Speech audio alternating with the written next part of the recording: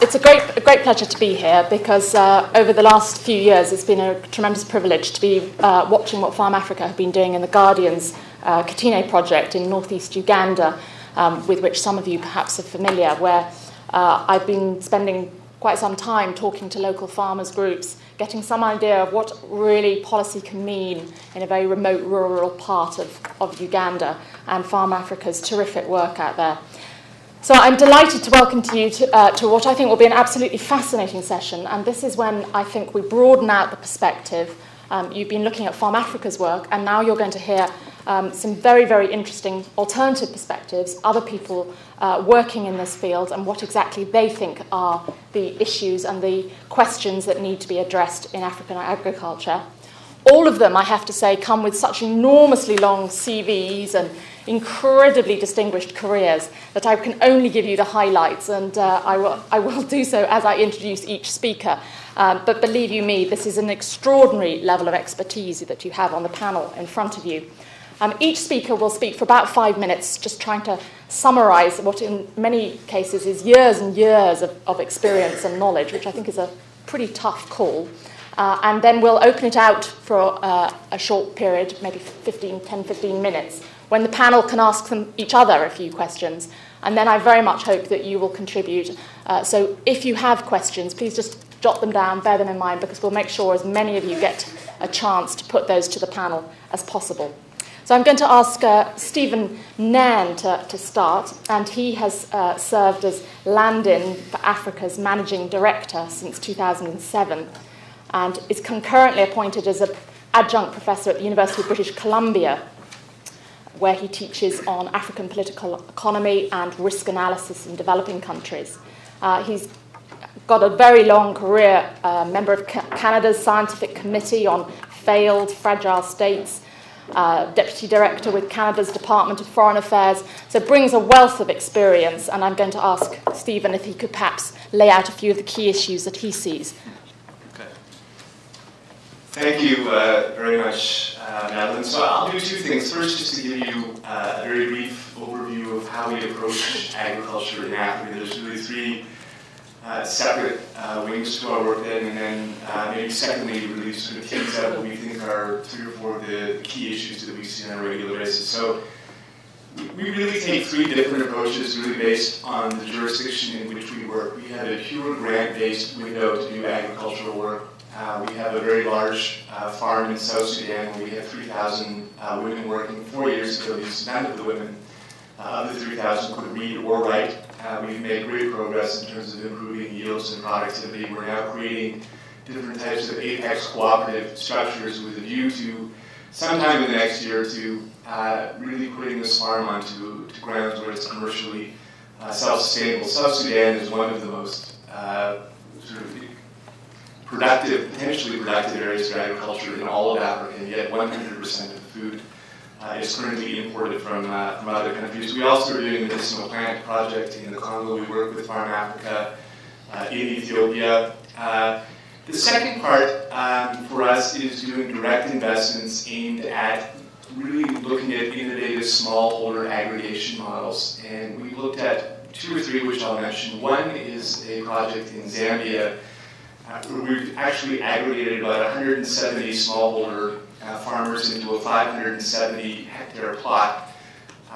Once we had clear title to the land, we were able to raise $2.5 million in equity finance, which allowed us to purchase and install pivot irrigation. So we now have around 450 hectares under cultivation. The smallholder farmers get a free carried interest of 25%. In the project, and once all of the lenders are paid off, which will probably be over the next 12 to 15 years, the smallholders will own 100% of the project. So in this particular case, we're looking at, how do you increase productivity and yield without bulldozing smallholders into the dustbin of history? How do we empower them in an intelligent way, and in really a very gradual way? In another project in Zambia, where we now have 38,000 smallholder farmers. We've built 3 different processing centers, and the farmers are now have 14 processed products which are being sold into ShopRite, which is a huge grocery chain which is now in 14 countries countries in Africa. What's particularly interesting about this is it's a conservation agriculture project. There's a huge conservation dividend here because almost all of these farmers are in the eastern Wango Valley of Zambia, and we've had huge increases now in wildlife and the retirement of snares. As farmers are able to earn incomes, of course, they're taking less of the wild animals and both flora and fauna of the forest.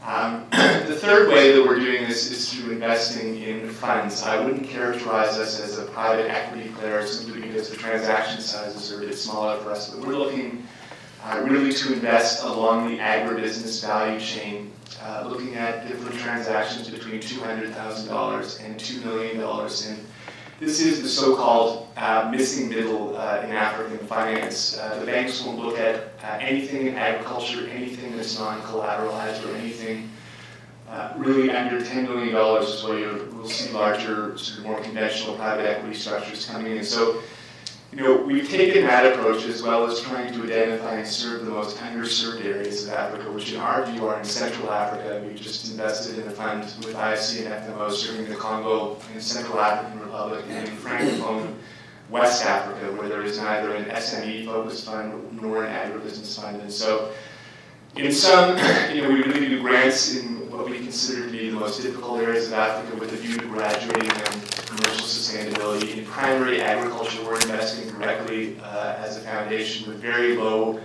financial return expectations, but very high social return expectations. And then in agribusiness, we are principally investing, obviously, for a much higher financial return, but you get extraordinary social development impacts on those investments as well. Thanks. Thank you very, very much, Stephen. I think there's a number of projects there that perhaps we can sort of learn a bit more about in the course of the discussion. Kume, I wondered if you could speak next. Kume Imatio is from Kenya and is currently working with a private equity fund, Helios Investment Partners, based in London but focused on Africa, and is looking at a wide range of investments across Africa, some of which are in agri-processing. And I wondered if, Kume, you could just talk a little bit about the kind of work that you're doing. Certainly. It's a pleasure to be here, and thank you for the opportunity. As she's mentioned, my name is Kume Matthew. I work at Helios Investment Partners. We look at a variety of investments across the continent. Our focus is in sub-Saharan Africa. Over the last 5 years, we've invested over $500 million in a variety of sectors, primarily in financial services, in telecoms infrastructure, and more recently in outdoor advertising. So certainly agriculture is not I wouldn't say a core focus of our business, but somewhere where we are looking for investment opportunities, one of which I will describe a bit more broadly shortly. From a small stakeholder perspective, I would say that we see these farmers in two scenarios. One is the farmer as a customer, and secondly, the farmer as a member of your supply chain. Speaking firstly about the farmer as a customer, one of Helios's investments, which we completed in December 2007, is in a bank called Equity Bank in Kenya. Equity Bank's strategy is effectively to bank the unbanked population. To give you a sense of what this means is, in the 10 years prior to 2007, Equity Bank went from approximately 100,000 account holders to 4.3 million account holders as of March this year. 4.3 million account holders is approximately 50% of all the accounts in Kenya today. So Equity Bank is the largest bank, not by size or deposits, but by the number of people that it serves.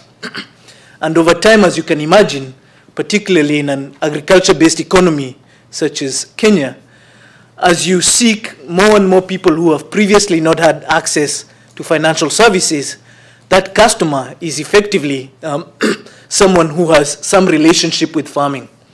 The ideal customer, however, is one who is an entrepreneur, one who has some sort of income and is seeking some sort of finance. And this effectively is where Equity Bank's most recent growth has come from.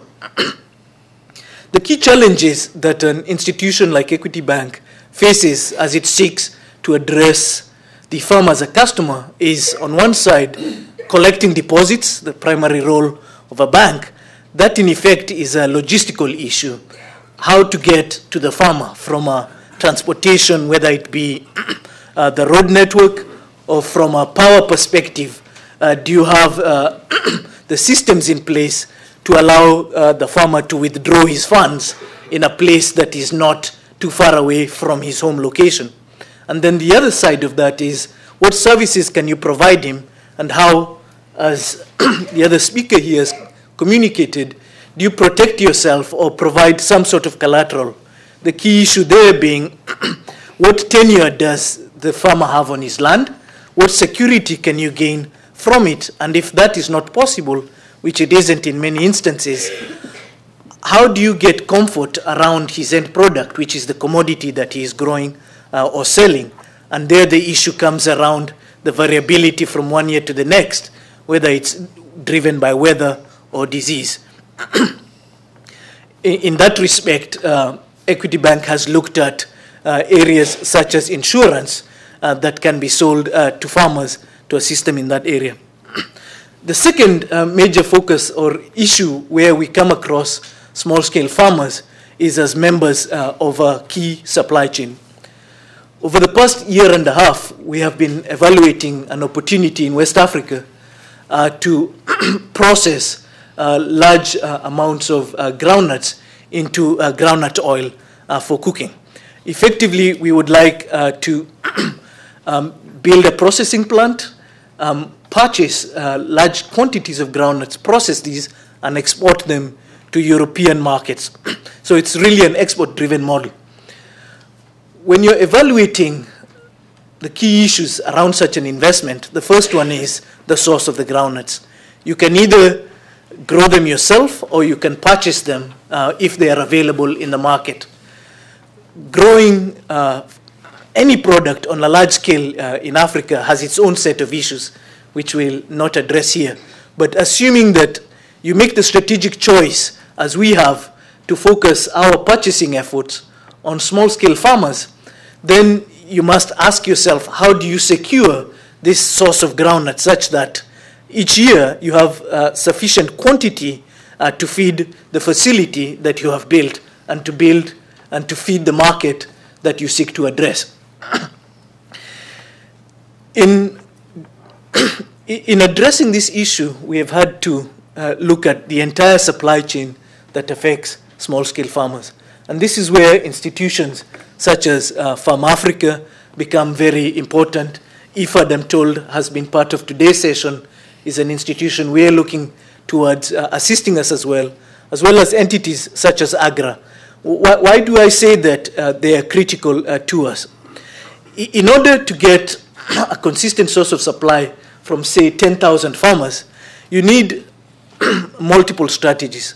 One of them is what we call outgrower schemes, entering into contracts with these farmers that allows them to secure seeds and inputs in exchange for a portion of their output at agreed prices. Secondly, we will consider developing block farms where we assist them in training. All of these items are not areas where we as a private equity firm have specific skills in, but working with NGOs such as Farm Africa and AGRA, we believe that over time, and it will take us 3 or 4 years to reach the capacity that we seek for this particular facility, we will be able to secure our supply. Kume, I just wondered if you could clarify just very briefly the kind of role you see NGOs playing in this. What is the sort of model that the NGOs, the role they could play? Okay, I'll give you an example. So, groundnuts in certain parts of West Africa are a seasonal product. You have one harvest each year. Yet for our processing plant, it will have a capacity throughout the year. We want to serve our end markets on a monthly basis consistently. So we must find a way to transport large volumes of groundnuts, purchase them from these farmers, and then store them over the course of the year. We will work with NGOs, number one, to ensure an increase in the growth of or availability of groundnuts, particularly in terms of improving yields allowing them to have access to irrigation. Secondly, we will work with them to develop businesses that work in the transportation business to allow them to transport those quantities of nuts to our farm. And then perhaps most importantly, they will assist us, and this is perhaps part of the investment, in building storage facilities across various buying centers to allow us to store approximately 50% of our supply immediately after the harvest season. So along the supply chain, we will need a tremendous amount of assistance. Again, this comes back to a strategic decision that you make. Once you decide that you will not be growing the source of your supply chain yourselves, then you must go down to the source of it and work with them to secure your supply. Thank you very much, Kume. The next speaker, I think, is familiar to many of you. Martin Evans is the chair of Farm Africa, an agricultural economist with a wide experience of agricultural and agribusiness management throughout the world. And Martin is just going to give, I think, an overview, is that right, Martin, of some of the key challenges that he sees on the horizon in this area. Yes, thank you. We've heard so much already from my two colleagues here who've, I think, said quite a lot of, or touched on many of the points I was going to bring up. I just add to what Madeline said, is that in the previous incarnation I was on the other side of the fence, working for a company which itself was organising outgrowers and buying stuff from them. And then in more recent years I've been advising various clients on value chains and so forth, ranging food and vegetable oil, biofuels and so forth. So I'm just trying to desperately establish my credentials here alongside these other guys who actually put serious money into this. I think the first point is that the value, the supply chain issue is not a new one. We've had it for a very long time. And there are many, and have been many good examples of successful integration of small farmers into supply chains. But I think in many ways we're facing some new challenges. And this is that supply chains in agribusiness are becoming increasingly global. It speaks for itself. And this means that particularly if you're delivering into North European and European markets, they're becoming very compliance-driven.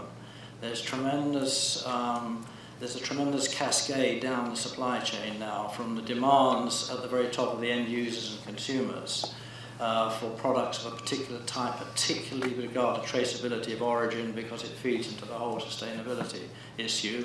I confess to having worked on the dreaded palm oil. And because you all know about that. And this tends to often create forces in the supply chains which tend to go for large scale and tend also to encourage vertical integration, because as Kumi mentioned, a big problem with a business buying from a lot of small growers is security of supply. Another problem is always, you finish up arguing over its price, but security of supply. And it's often very tempting, if you've got access to the land, to do it yourself. Set up your own big farm, supply yourself, supply your own supermarket. And we know that the supermarket culture is spreading rapidly now through the developing world. And that's both an opportunity and a challenge. And in some supply chains, there is a tendency for increasing concentration of power. It's a truism in agribusiness that you have a few people at the top of the value chain and masses of small guys at the bottom. And of course, this is the big problem. So, as we've heard from our colleagues, the secret is about farmer organisation, horizontal integration, or getting them into cooperatives or blocks. And as I think, in answer to the question you asked, Madeline, where do NGOs fit in, and where my particular interest in this context is precisely that. Is that organising small-scale producers in a way which can satisfy the needs of both parties is quite a skill and requires a lot of local knowledge. And possibly that's where NGOs do have a role to play.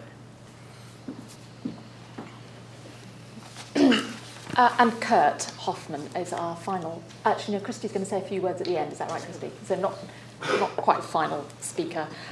Kurt admitted to me outside that he only got into agriculture in the last couple of years. Before that, he was an industrial economist. He's a serial entrepreneur and intrapreneur, and I hope he's going to tell us the difference between the two.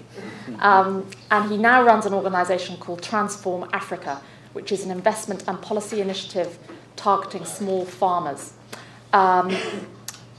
Kurt has an enormously interesting career and brings to this work a huge range of experience in working in many, many different contexts, particularly the Hewlett Foundation and the Shell Foundation.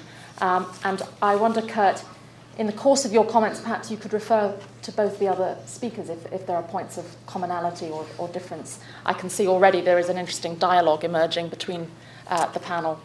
So, Kurt. Okay, I'll do my best, and thank you very much. And also thank you to Christy on behalf of the panel for inviting us here. And our enthusiastic congratulations and well wishes, Christy. She heads off into the into her new career. I'm sure it's phasing Farm Africa a bit, but I'm sure you'll find a leader to follow her, and hopefully you'll all move in the direction that Christy will be moving. So thank you very much, and well done, Christy.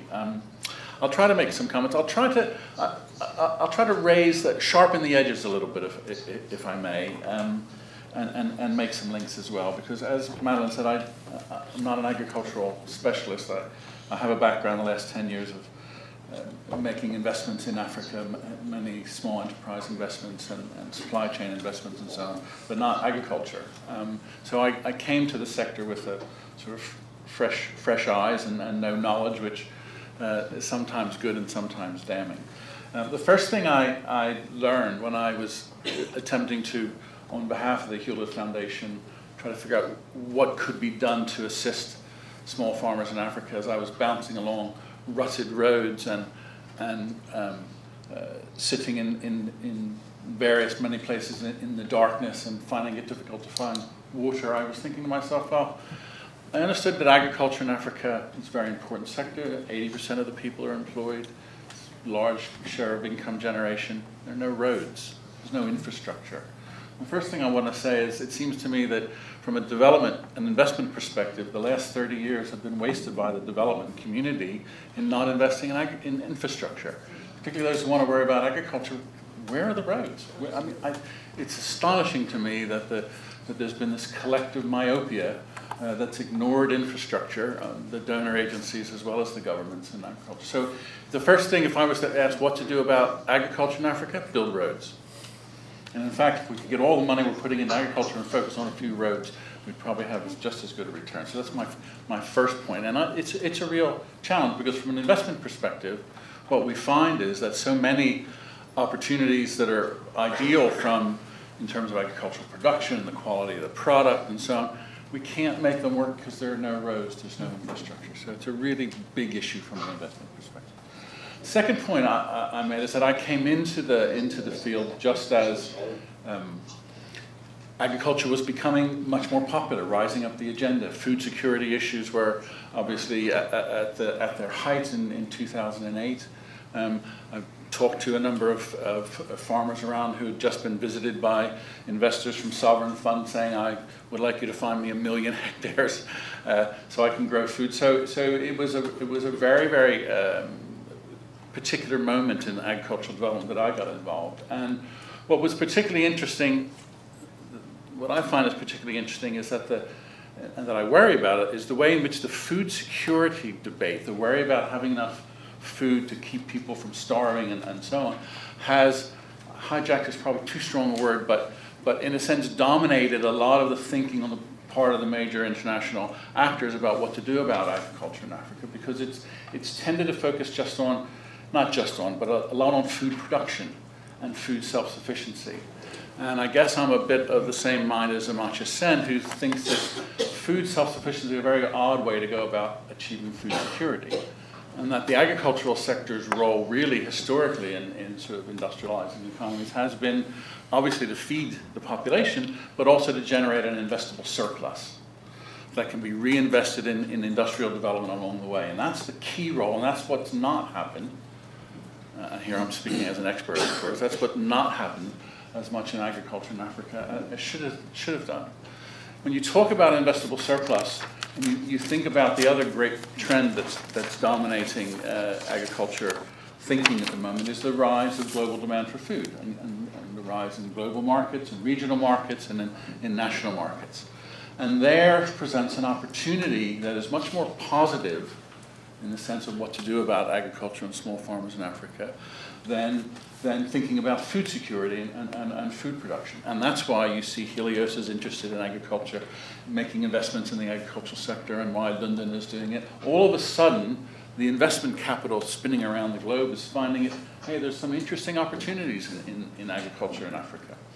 And I think what I've learned as I've put together the Transfarm Africa initiative is that it's very early days yet, but we see some trends that are really quite interesting. So on the one hand, you're finding large private equity money, as Stephen mentioned, and the commercial banks going into larger deals, $10 million and above.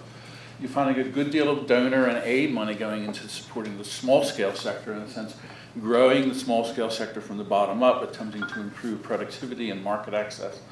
All good things to do. But there's a missing middle, there's a gap that Transfarm Africa has attempted to focus on, which is to find that new generation of entrepreneurs, small-scale entrepreneurs, mid-cap companies, who are recognizing there are market opportunities out there. That agriculture is not just about growing food, it's about making a living as a businessman and an investor. And so what we've identified is the opportunity to pinpoint these entrepreneurial companies right across the agricultural value chain, but who need growth finance as opposed to debt finance. And there's just way too much debt in African agriculture. It slows you down. You can't grow with too much debt. But entrepreneurial companies who are not afraid to sort of give away a bit of their business for some equity finance, but who have small farmers as part of their business model in the way that Koma mentioned it. So where the small farmers are customers or suppliers or employees. Outgrowers in contract farming is the classic example, but we have some early investments in a seed potato nursery business in Tanzania, where small farmers, there's 125,000 small farmers of potatoes in Tanzania who use their own potatoes for seed potatoes. The yields are very low. They're 1/10 of what we know we can get in that region in Africa. And so there's a great opportunity there. The farmers are customers. The small farmers are customers to invest in a seed potato business that's commercial, but selling to small farmers. We're going to make another similar investments in the one-day-old chick business in Mozambique as well. So there's what we're very excited about is out of 30 years of misery and dreary and concern about how terrible things are in African agriculture, what we're seeing all around us is investment opportunities that are going well beyond the traditional type of large-scale commercial or just worrying about the subsistence farmer as a charity case, but investment opportunities where the small farmers are right at the heart of the sweet spot. So Transfarm Africa is a private equity fund. Our deal size is $2 to $3 million, so a little bit up from London, quite a ways down from Helios, where the focus is on businesses across the value chain with small farmers as part of the business model. What we are looking for there is entrepreneurs. There are a variety of entrepreneurs emerging in the region, but there's not enough. And one of the big challenges for the development community and NGOs is how to create more entrepreneurs among small farmers in Africa. That's a big thing. So one of the interesting questions is these, and we have an investment we'll have an investment in a farm that has 10,000 contract farmers. How do we create entrepreneurs among those contract farmers as opposed to just contract suppliers? How do we spot the entrepreneurs and channel resources and support to them to get them to step outside of this contract supply and begin to develop other parts of the supply chain? So how do you develop entrepreneurs?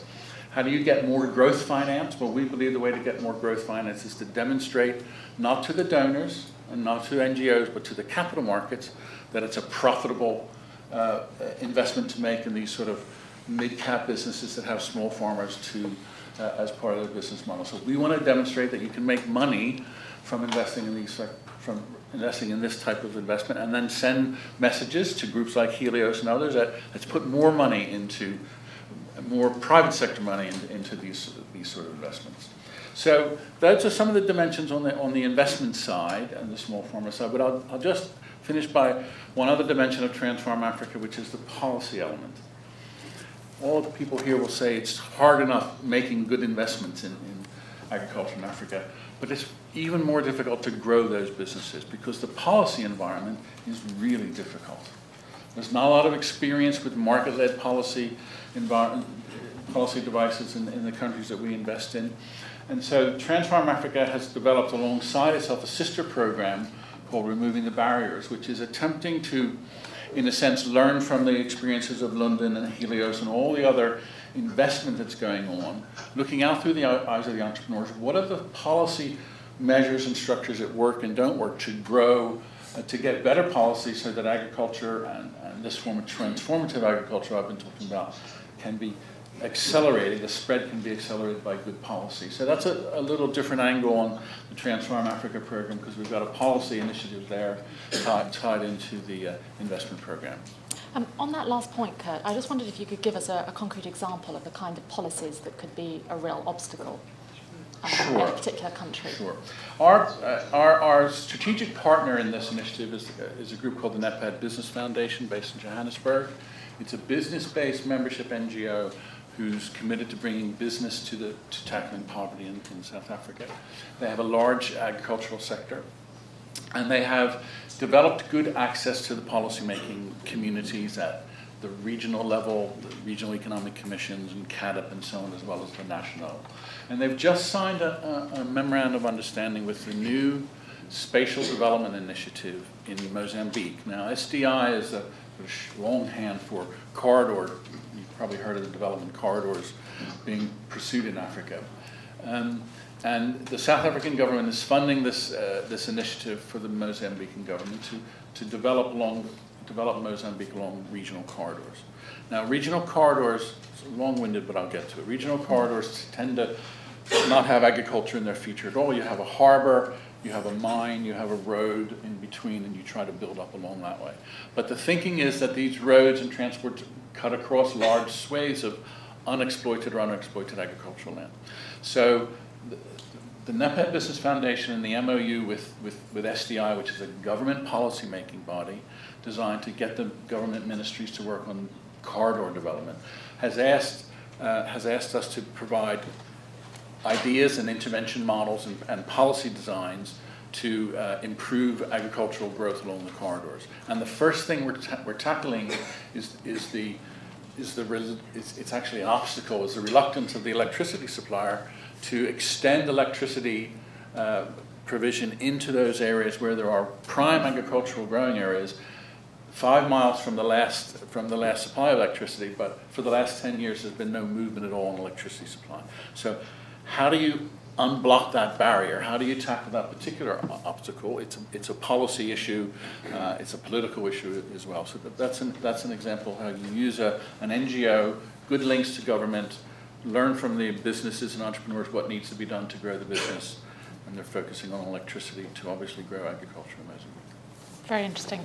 And finally, Christy, this is a very special day for Christy. I think we ought to end with some very resounding applause. But Christy's going to just talk to us a little bit now in response partly to the panel, but also explaining how Farm Africa fits into these areas. Thanks, Madeline. I think we in Farm Africa welcome hugely this renewed interest in agriculture, and it's fantastic for me that somebody like Kurt, who's been a real thought leader in enterprise-based development, is now interested in agriculture. And he's been a lone voice for a long time, and I think the rest of us are finally catching up with him. And it's great to have him on the panel. I think at the moment a lot of this new interest is coming in the form of this private investment, and that was why I was really keen to put together this kind of mixed panel representing different sizes of private investment of very different kinds. What we've seen up to this point is an awful lot of big and bad land deals in Africa. They're notorious, many of them haven't gone through, and there's been a lot of bad stuff going on.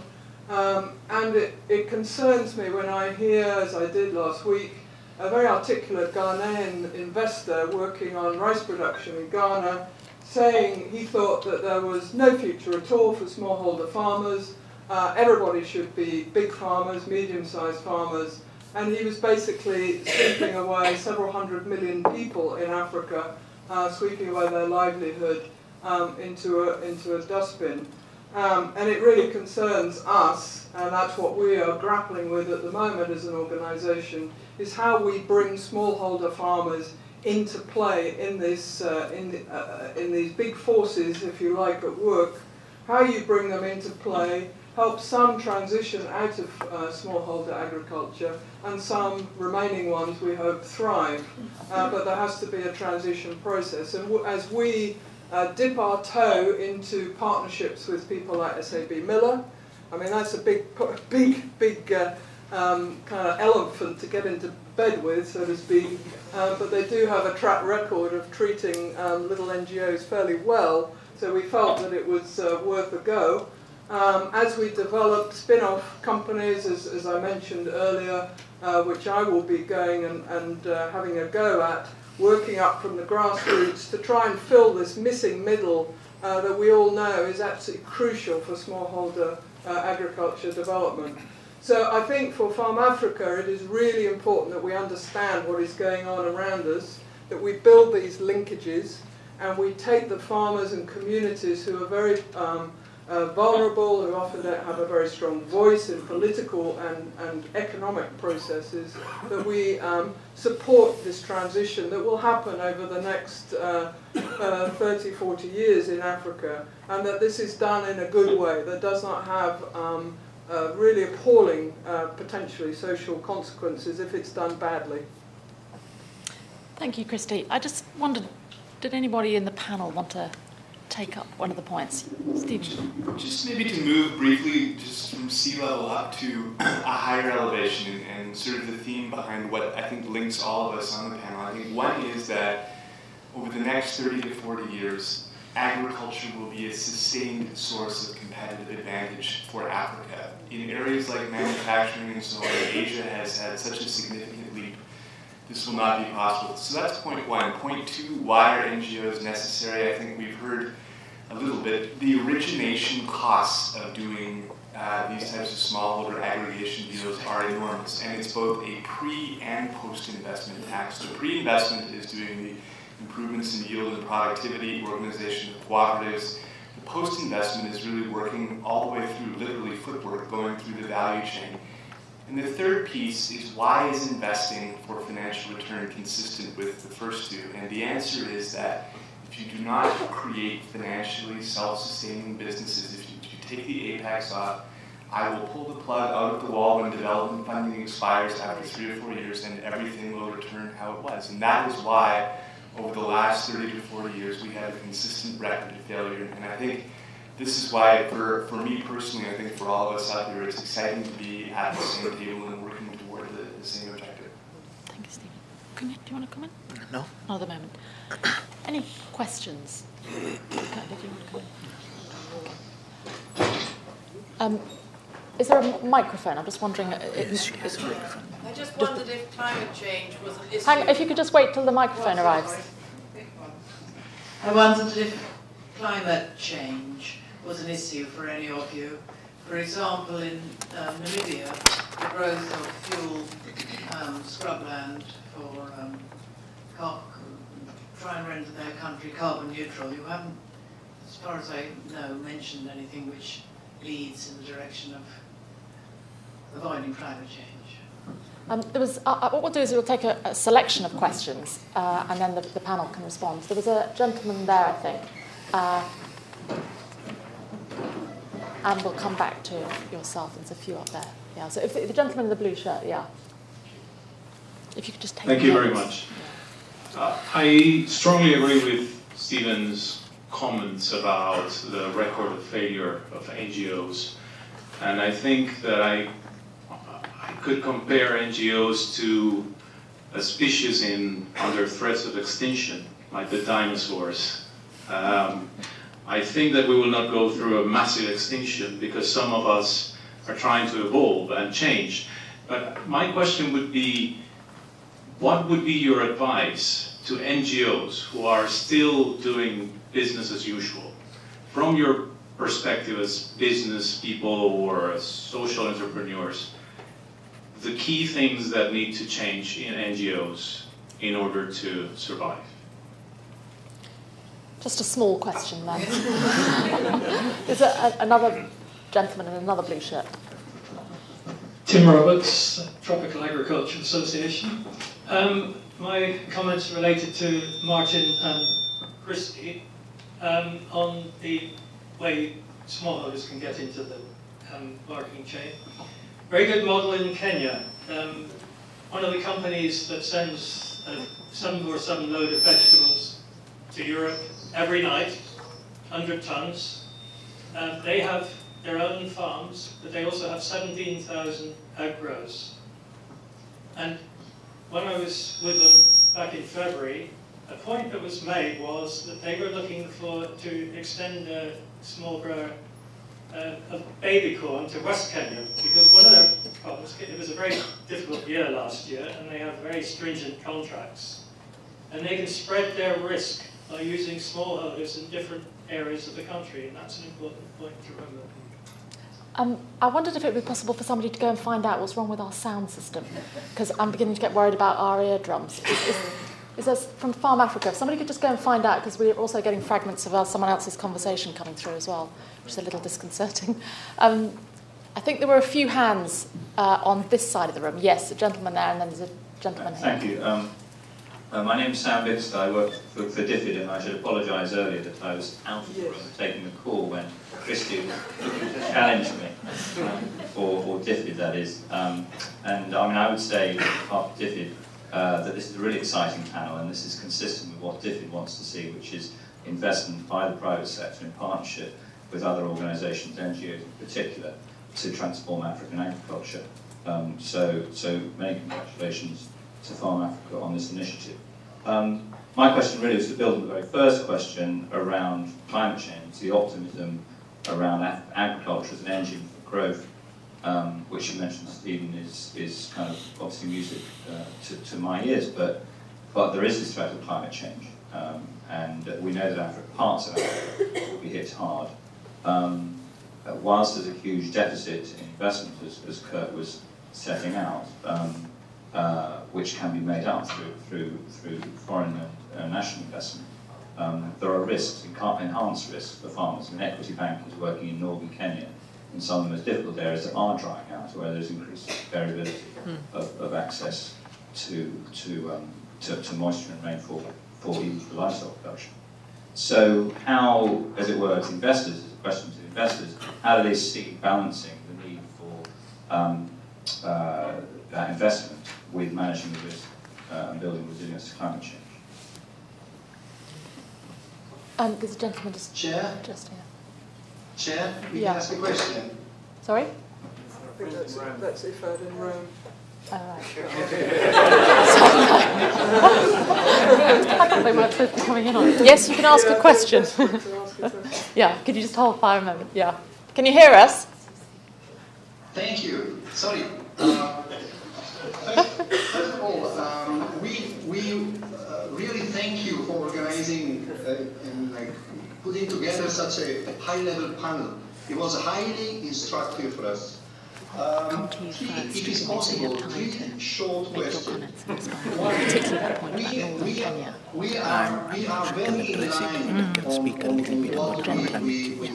we know from Africa and what we hear from the panel. However, we have a challenge. It is how to include the subsistence farmer, the marginal farmer, the farmer that Christy Peacock met at the beginning of her experience, where they don't have land, their preoccupation is to put food on the table every day. And that is a big challenge, and we don't have an answer. The second is on, let's put it this way, the most successful business model are basically linking farmers to export or linking farmers through integrated vertical contract or outgrowers contract to the formal market. Now, I was in Kenya a few weeks ago, and I was talking to Michael Kibue, maybe somebody of you know him, and he told me that small producers are producing not for the formal market, but for the informal market. And 80 to 90% of milk production in Kenya, in Swaziland, is going through an informal market. So, do we have a role to play also in supporting that kind of entrepreneurship? And then the last, sorry to be long, but the third one is fair trade.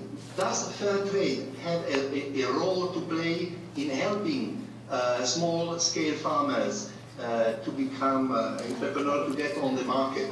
Sorry, thank you. Thank you, thank you. Right, there were two more questions, and then the panel will respond. As a gentleman in the row here.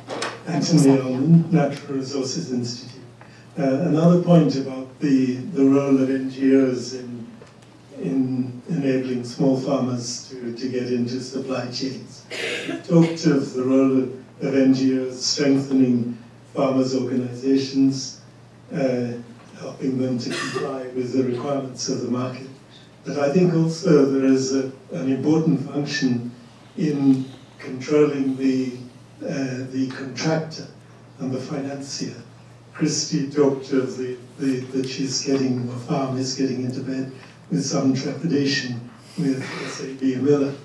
And there are many examples of companies in the name of CSR actually trying to transfer the production risk to small growers, and many irresponsible companies ripping off farmers. So is there a role for NGOs in helping in the choosing your elephant and controlling your elephant through contracts or through other means of ensuring that the contracting companies and the financing companies do operate in a fair trading manner? Okay, and one last question. I know Kume has to leave, so I'm anxious to move to the panel, but if you... can we have a microphone down front here? Sorry.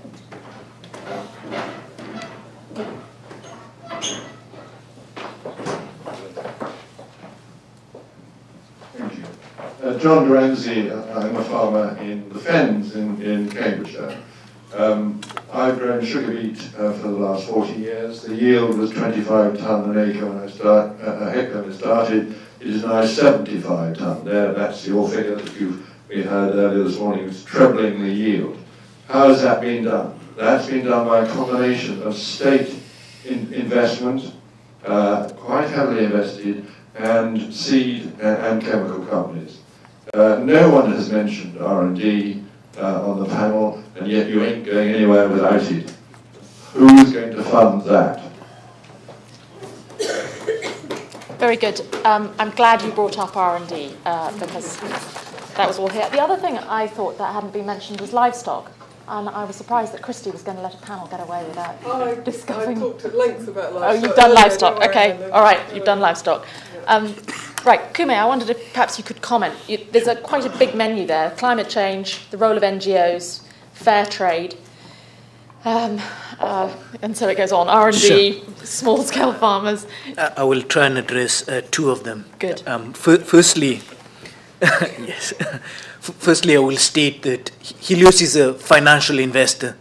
We seek investment opportunities that provide a financial return, as well as, to the extent possible, protect our investment.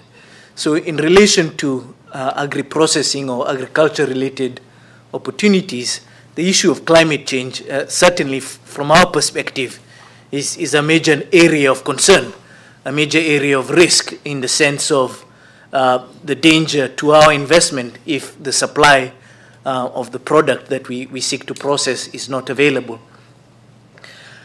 In terms of mitigating this risk, we seek ways of assisting the supply chain as well as protecting ourselves. In terms of assisting the supply chain, that may be one of the reasons for us ourselves why we chose to go with a large number of small-scale farmers as the source of our input rather than large commercial farms.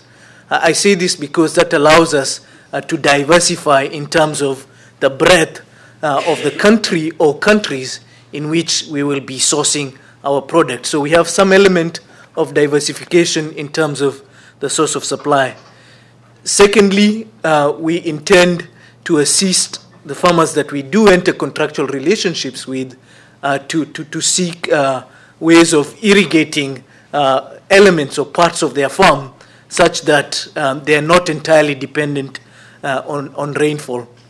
Finally, on our part, again, noting the key point from our perspective as financial investors who have gone out to investors and collected their funds and promised to return them with some element of financial return. In seeking to protect our investment, we seek ways of ensuring it, whether it is through guarantees or relationships with host governments that to some extent mitigate the risk that may come not specifically from climate change, but from other elements such as disease, as an example. On the issue of fair trade, from our perspective, again, particularly when we focus on our end market, say being European supermarkets, for us we see that as a way to further allow us to work with the customer, I mean with the supply source that we have selected, i.e. small-scale farmers, because we can say after working with a specific group that this end product has been sourced from this area of this country. Here are the farmers, they are organic, they are receiving a fair return on their investment, and that allows our end product, i.e. what we are producing and selling, to have a higher average price point than, say, a comparable or a competitor who has a 500,000 acre farm in Argentina. So from our perspective, we try and see that as a source of competitive advantage as we seek to exercise the model that we have chosen, again focusing on the job that we have as hand as financial investors. Very interesting. Stephen, I wondered if you could comment on some of the questions.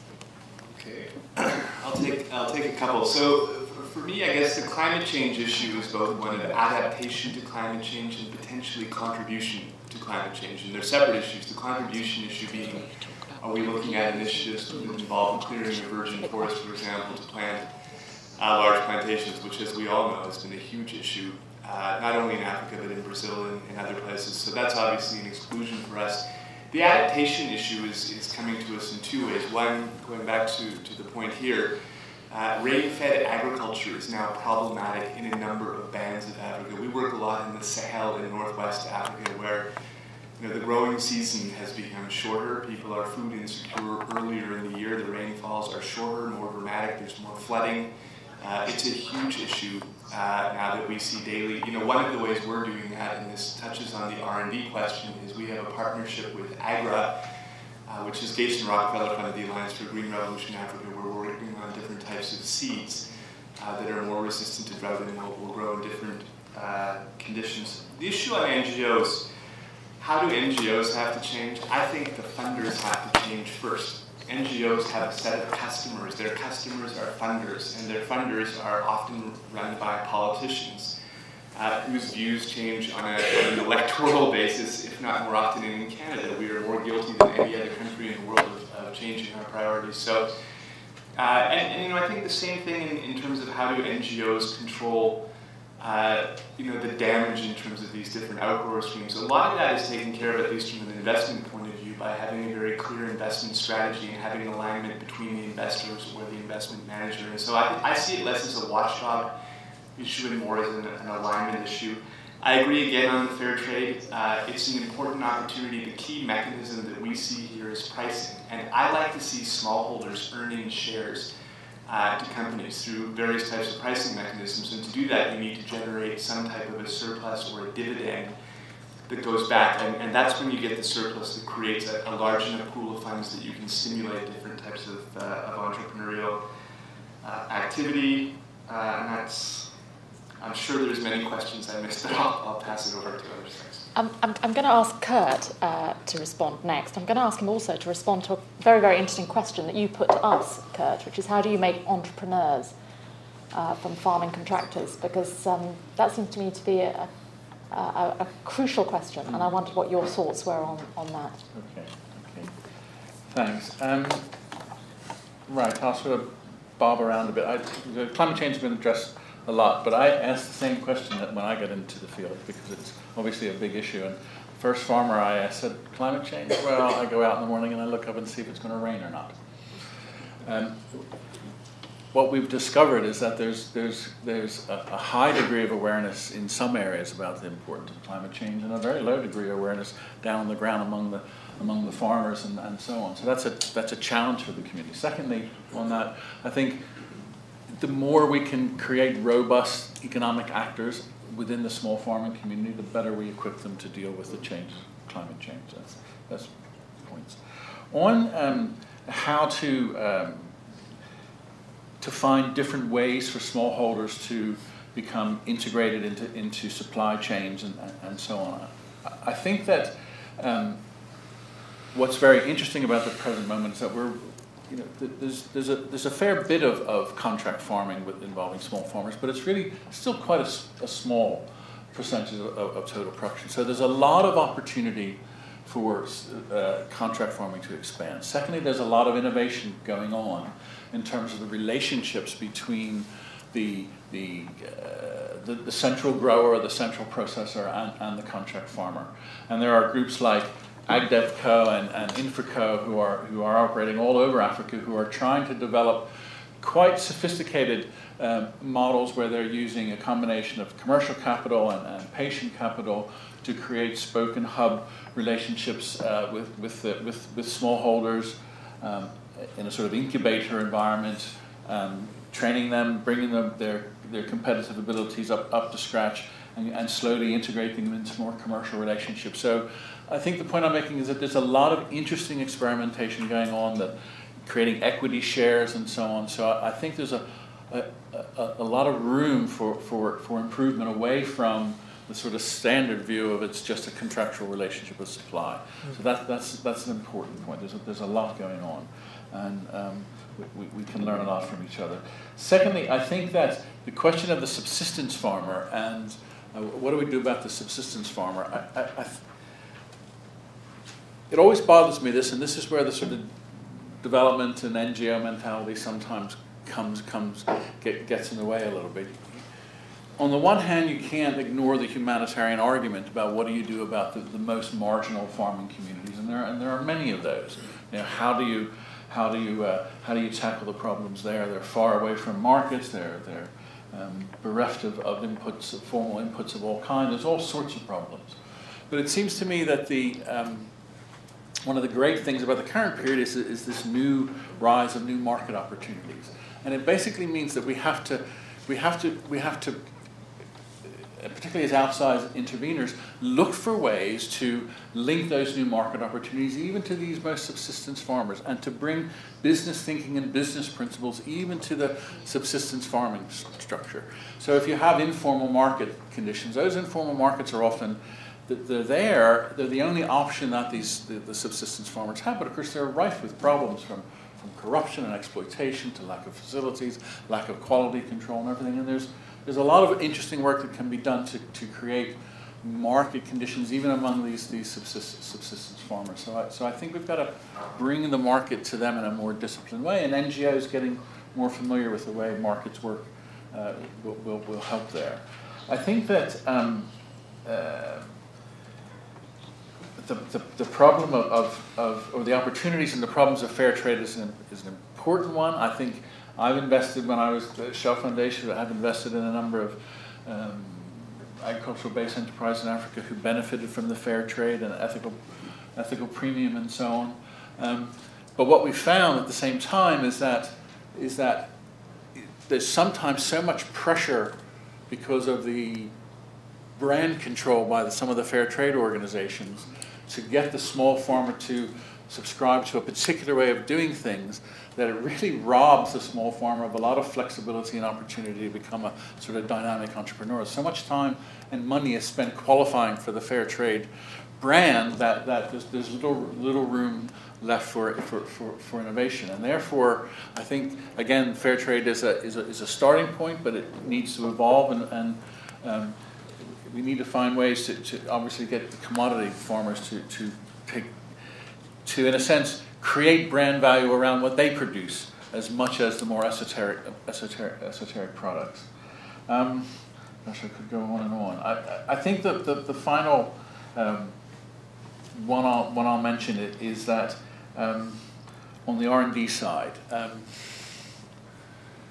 think one of the great features of the current period is that indeed there are groups like AGRA and the Gates Foundation and everything channeling more money into R&D on seed development and so on, and that has to be a good thing, I think.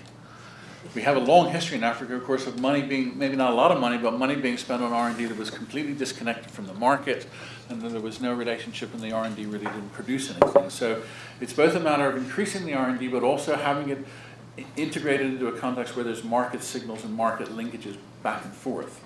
And that's a real challenge, because it's easy to get stuck in on the R&D side, but unless the knowledge that you're generating is also market fit and market tuned, it's not going to go anywhere, and it's not going to make the jump. So I think that the developed countries in the UK, we have a big benefit of a longer history of linkages between the crop research institutes and the market and so on. We have to still have to, I think, create those market linkages into the R&D sector in Africa.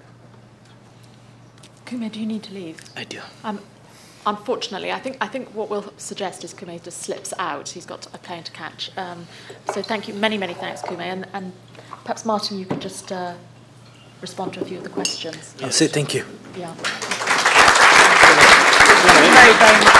you very much. Thank you very much, Martin.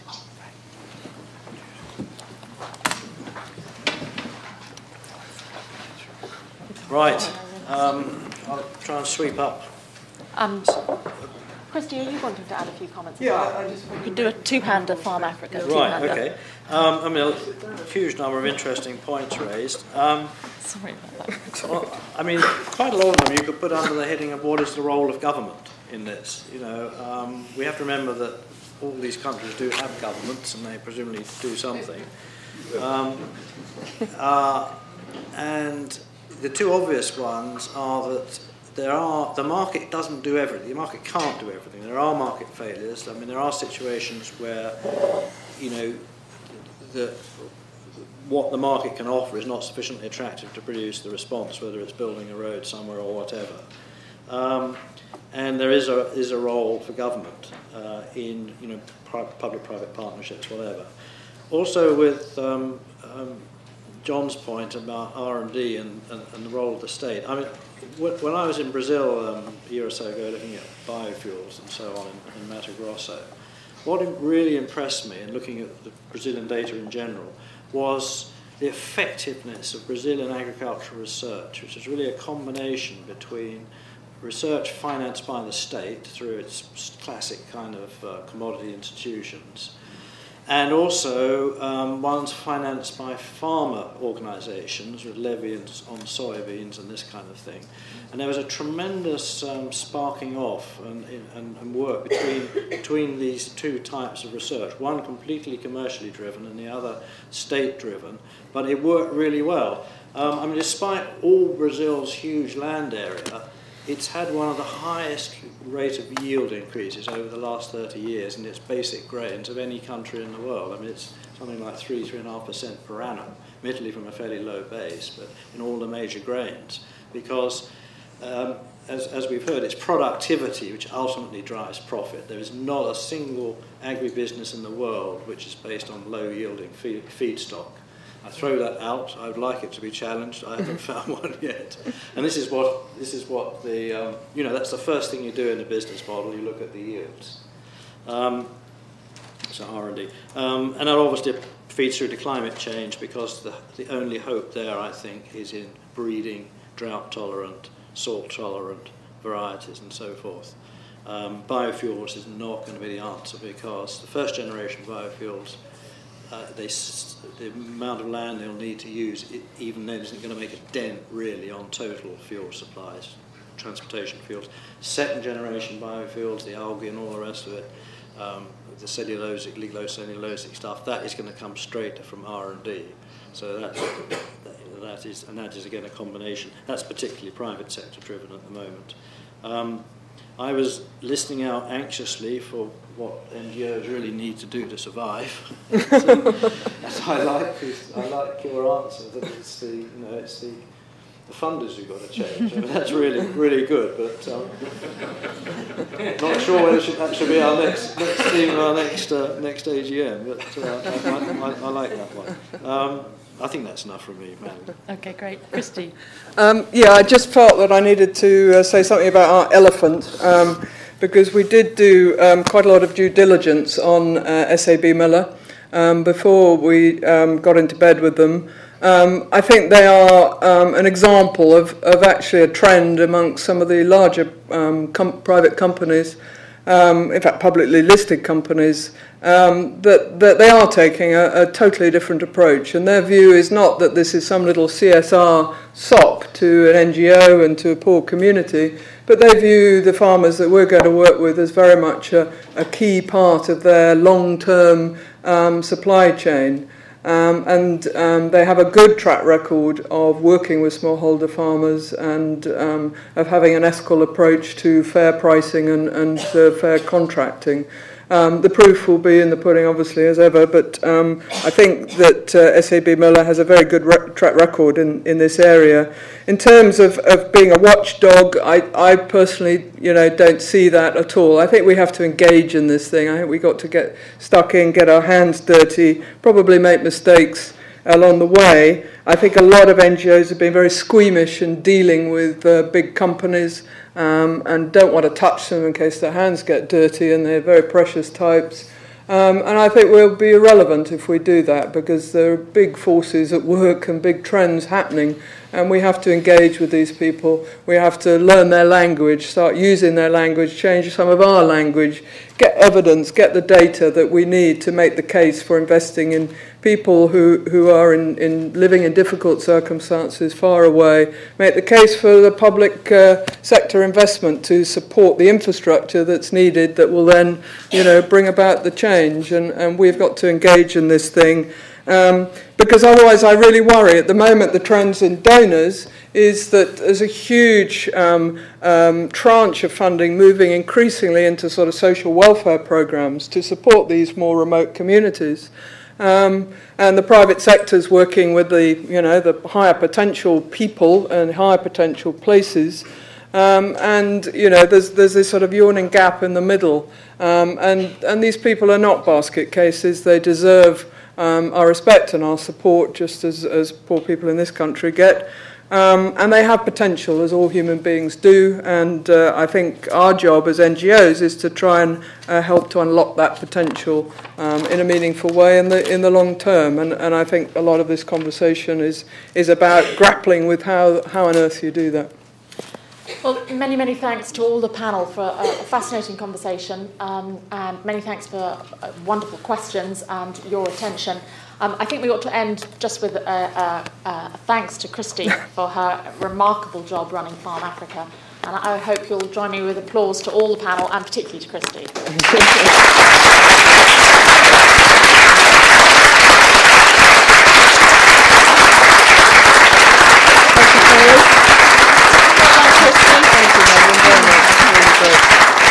Good job. Very good job. Whoops. What's that? Crash bang. You're most welcome to join us for a drink upstairs where we had lunch and also tea at the terrace. I hope it's a fine evening. Antonio! Next time. There's a lovely view of the city and St. Paul's from up there, and I hope we can continue the conversation. Thank you very much. Bye, Antonio and friends. Thank you for your participation. We really enjoyed it.